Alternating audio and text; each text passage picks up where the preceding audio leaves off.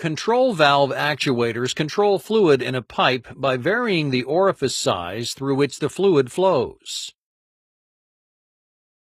Control valves contain two major components, the valve body and the valve actuator. The valve body provides the fluid connections and a movable restrictor comprised of a valve stem and plug that is in contact with the fluid that varies the flow. The valve actuator is the component that physically moves the restrictor to vary the fluid flow.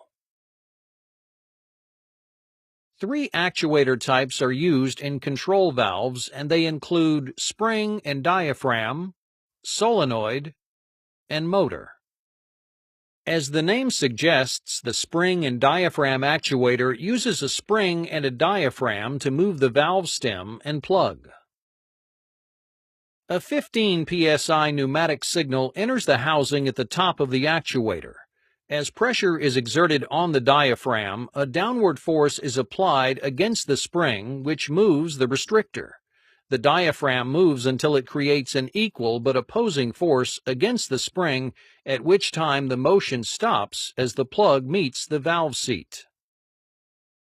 With no air pressure, the restrictor is pushed upward by the spring to act as a normally open control valve.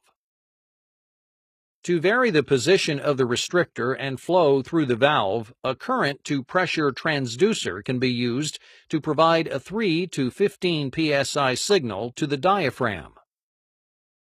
At 3 psi, the valve is maintained open, and at 15 psi, the valve is maintained closed.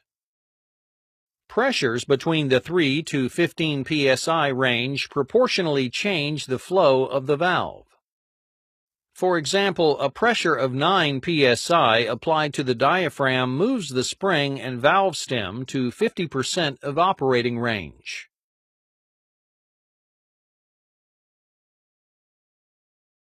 For on-off control of the valve, a solenoid is used to actuate the valve to a fully closed or fully open position. Applying current to the coil generates a magnetic field that moves the plunger downward against the return spring. With zero current applied to the coil, the spring pulls the plunger upwards to the fully open position for a normally open state control valve. Another method for variable valve positioning uses a motor and is referred to as proportional control mode. Using a gear motor attached to the valve stem, a servo amplifier provides a DC control signal that moves the valve to the desired position. Feedback is achieved with a wiper arm attached to the valve stem that sends a signal back to the servo amplifier where the position is monitored. The servo amplifier drives the motor until the control signal is equal to the feedback signal.